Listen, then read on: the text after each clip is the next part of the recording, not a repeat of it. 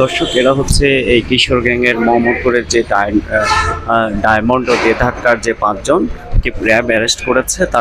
তারা এদেরকে দেখেন আটক করা হয়েছে। মোহাম্মদপুরের যে কিশোর গ্যাংকে পরিচালিত, আপনারা জানেন যে রাজধানীতে বিভিন্ন ধরনের কিশোর গ্যাং পরিচালিত এবং তাদের মাধ্যমে মাদক সহ বিভিন্ন নারী চোরাকারবারি, নানা ধরনের এবং খুন খারাপের ঘটনাগুলো মানে প্রতিনিয়তই ঘটে। এই ধরনের একটি কিশোর গ্যাংকে আসলে ধরা হয়েছে।